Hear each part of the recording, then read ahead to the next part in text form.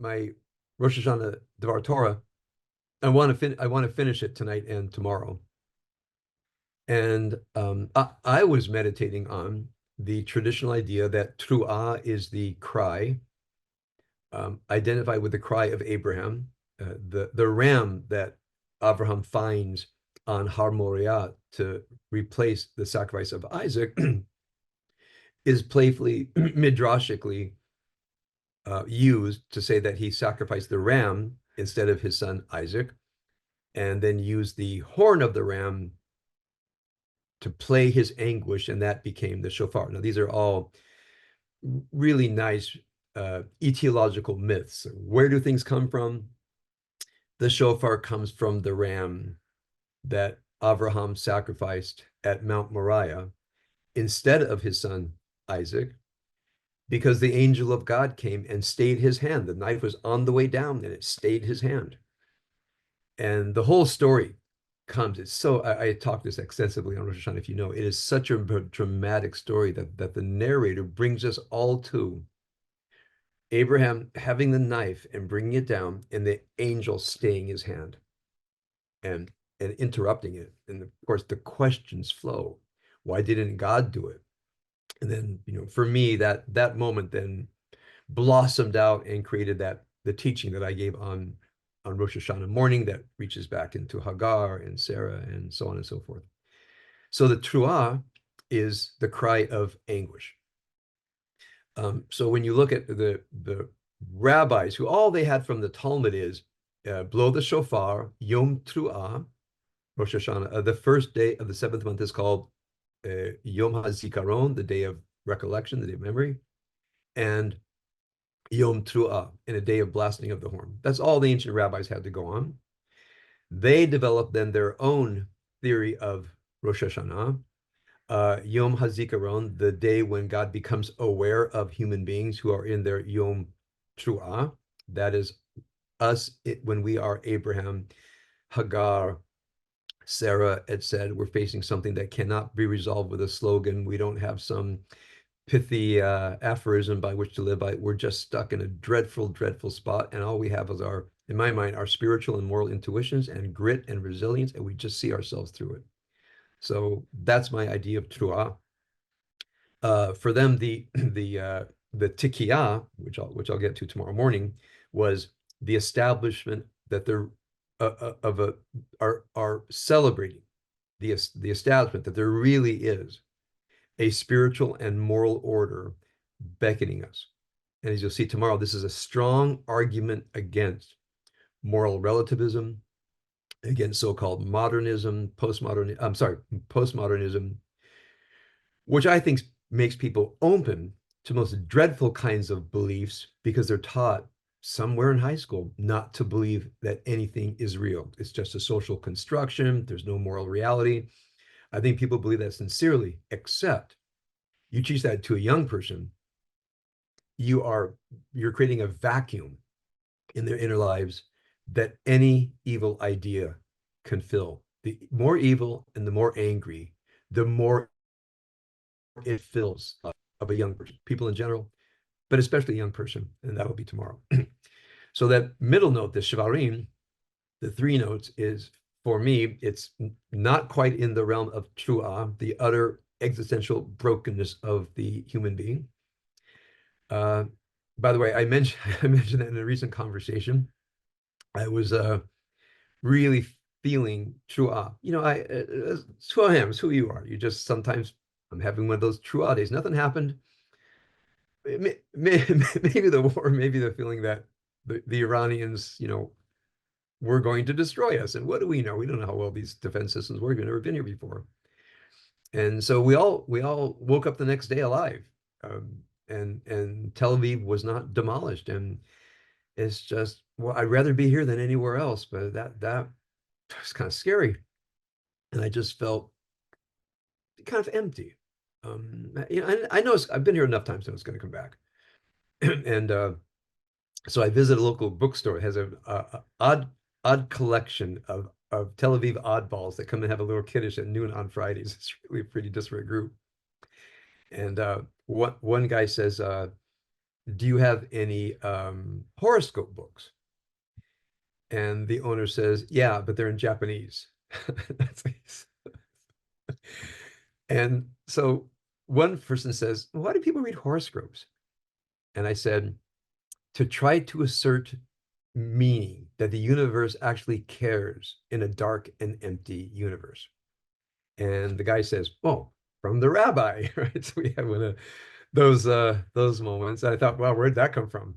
And just the idea, we live in a dark, empty, uncaring universe. However, the stars tell me what's going to happen to me, right? So Sartre would call that bad faith, believing in something just to escape existential dread. Believe anything. Believe in horoscopes. Believe that the stars are governing your life. It's better than feeling the emptiness. And so even if we're not in the true ah state, this is my roots in existentialism. Sometimes you just feel, wow, there's just no meaning, there's no purpose. I don't know what I'm doing here. Putting one foot in front of the other, but what does it all mean? And in my opinion, which is one reason Rabbi Manning and I took an entire high holiday, I believe it was last year, to discuss existentialism, because there's sometimes you have to feel that dreadful emptiness to invite what comes next. Because if you don't go into the desert, there's no space for the revelation. If you don't stop talking, you can't hear the voice. If you don't sit in darkness, you'll never see the light. So there are some moments when you have to get rid of the sound, get rid of the light, get rid of all your beliefs, everything you believe in, everything that I believe in, I take for granted. I believe this. No, not today. Everything empty, and experience the dread. And then go over the dread and just say, this is it. And there's two things that happen in that moment.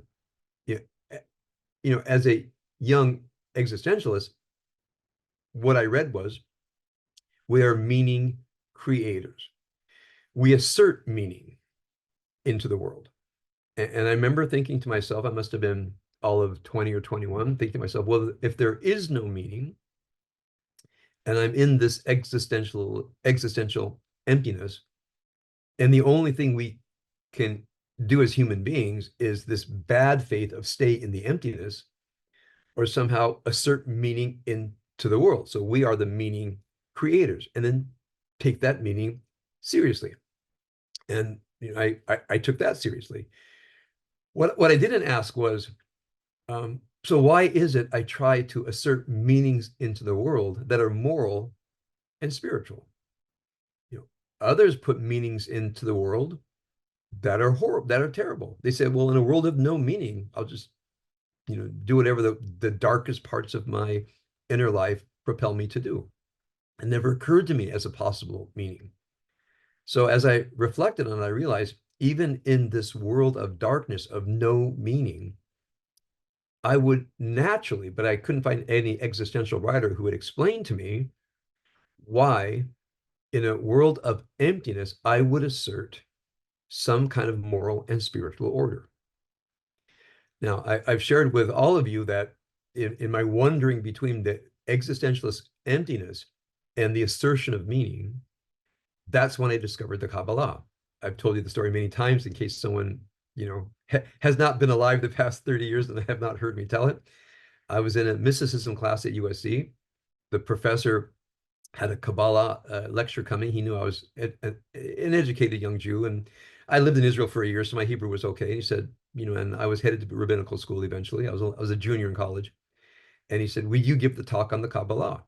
He says, "You're already getting an A, but you'll get that A." I said, "Sure." It was about a month ahead, so I took that month and I read Gershom Scholem's Major Trends in Jewish Mysticism. It's objectively a difficult book, unless it's a book you have to read. Now, I have to read, I don't mean have to read for a course, but have to read because there's something there that demands to be read. So all of you, I think, have professions or something where you finally get the book that tells you what it's about, and you say, okay, this is the book of what it's about. And you start reading it, and someone else says, why are you reading that book? And you say, because this is the book I have to read. So when I picked up Major Trends and I began reading it, and I remember Sholem writing that Jewish mysticism is the intersection between Jewish Neoplatonism and Jewish Gnosticism. I knew a bit of each. You know, I was a religion major in college, and when he just said, "That's that," it's like I spring to life. We have our own intersection of Platonism and Gnosticism, and they're so different from each other. I mean, Neoplatonism is the divine reveals the divine self and layers the divine self into reality. At the bottom layer, you don't know that there is a light emanating, but the Neoplatonist knows that we're at the lowest level of a light emanating, and our job is to break through the veils until we can experience the infinite light and then bring the knowledge of the infinite life back down into this world. That's the Neoplatonist journey. The Gnostic understanding is there is a vault, there is a distinction, a block between the higher, what's called the pleroma, the beautiful higher world of the angels and stars and God, and then there's this barricade, and under that, this is the Gnostic myth, a a fallen angel lives under the barricade, claims to be God, and creates a reality that hates God. This is the Gnostic reality. And so in the Gnostic world, I mean, why are there murderers? Why are these butchers? Why is there evil? Well, because this world lives under a lesser God, not just a lesser God, but a rebel, a God who has rebelled against the divine order. And for the Gnostics, what's happened? Most people say they don't think about it much. Other people, when they hear this evil order, they join up because they want to murder, because they want to butcher. You know, they will join the SS, they will join Hamas, they'll join Hezbollah. There are people that are just that want to do it, and someone says, "Oh no, it's God, it's religion." Say, "Okay, well, even how much the more so." Some people just do it part-time because they like to murder and rob people. And then there's other people that wake up and says, "This is not the real world. Is real enough that I live in it. It's not the real world." And so a Gnostic, which means knowledge, is someone who knows there's another reality, even though I don't have any evidence of it, and even though I can't particularly talk about it or prove it. So the Gnostic is the one who wakes up to the fact that there is a realm from which we are barricaded and just intuits, and we use the metaphor of the higher.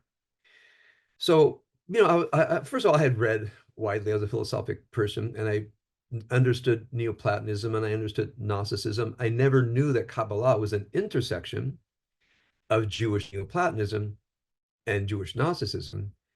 And I asked myself, what would that possibly look like? There's an integration of Jewish Neoplatonism and Jewish Gnosticism, because I had an attraction to both. You know, in my deeper experiences of existential dread, I knew that was what Gnosticism was called. I had a name for it.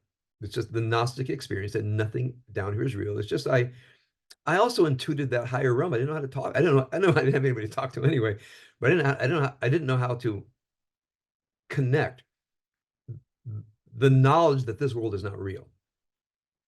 So that was in the first 40 pages of Scholom's Major Trends in Jewish Mysticism. So it was the book that was put into my hands that is this my life depended on it. This book was written for me. I mean, it's academic, but the sparks are they're laden in the book. So, you know, I finished the book and I gave the talk. I got my A, and I became a Kabbalist, meaning this idea that there is a divine that layers the divine self into this reality, and we are down here at the bottom of the, as it were, the chain of being. And there's an active force that wants to force a kind of Gnosticism upon us, that there is no higher light through the veils. There's just this bottom world that's cut off. So part of what the Kabbalist does says, I know I'm stuck below the lowest veil. It doesn't feel like there's a higher light, because that's what the Sitra Achra, the oppositional force, wants you to believe. But because you're a dedicated Kabbalist, you just know you have to break through that Gnostic lie. It's called the Olam de Shikara, the world of lie, and break through this terribly broken world and start to ascend the what I'll call the Neoplatonic veils or the Sphirot. So this realm where one feels that there is no meaning, nothing makes sense. This is called Malchut, which means the reign of the shattered vessels. There is a kind of a Malchut, but it's all broken apart. But here's what the Kabbalist knows. As I've shared with you, when I'm feeling that, all it means is that the sparks are encased in husks. So I sit there in this, I've had my moments of truah, or sometimes I just wake up that way. And sometimes I'm feeling someone else's pain too much, and sometimes I've had my own. And I say to myself, the husks are particularly strong today. That's it. When I say the world has no meaning, existential dread, it just means that the klipot are especially strong today. And what I need to do is break through one klipa and release one spark, and the thing starts to move again. Now, of course, there's a mystery. Who's that guy talking? Who's the guy that says the klipot are strong? The Sitra Achra wants me to be in this existential dread because it likes it when you feel that life has no meaning and there is no moral reality. That makes the Sitra Achra happy. The Sitra Achra likes us human beings to be spiritually vacant. And, when I study this, it went from asserting a reality, a strange moment. Kabbalah was no longer the existentialist asserting a reality to an existentialist discovering why you feel like an existentialist because of the klipot. So a system came together for me. Now, I'm not dogmatic. Somebody might say, well, you're just making it up. It's just a myth. It's just a story. We really live in an empty, cold, heartless universe. I say, okay, I don't.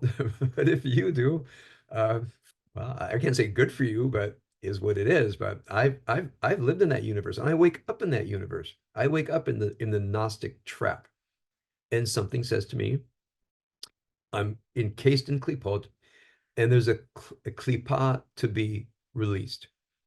So for me, that is the shofar of the shivarim. Da-da, da-da, da-da. Meaning it's not the truah, nine, just staccato pain in life, but it's broken. This is the brokenness of God, but there are klipot to be broken and light to emerge and light to reassemble the divine, which is, of course, part of the Kabbalistic myth that even in a broken self there is a spiritual wholeness. Now, the word integrity, by the way, is from integer, a whole number. So spiritual integrity means there's a divine wholeness. There's a whole number, as it were, that can be assembled from all of the broken sparks encased in klipot. So what I'm calling the experience of shever is the experience that life is empty, life is meaningless, and then to say to yourself, the klipot are strong. Just say that. The husks are strong. That's why I feel this way. And therefore, what I need to do is just break one husk. Now, that's when in my four-part meaning of life that I give, do your duty, achieve authentic happiness when you can, bliss, be resilient when you can't find happiness. That's this moment. When you can't find happiness, be resilient. Don't fall into the dark depression, which is exactly what the Sitra Achra wants you to do. I'm going to be resilient. I'm going to live this existential dread, but I'm going to hold right now onto the belief the klipot are strong. There's light ensconced throughout the world, throughout my soul, in other human beings. Just believe that to be true. And I have to break one husk. Therefore, the fourth, everything matters. Everything makes a difference. Do your duty, find bliss, be resilient, everything matters. There's always a husk to break through. And then in the world of Shivarim, one question is, I think the singular question is, how do we break husks? How do we break klipot in ourselves with other people?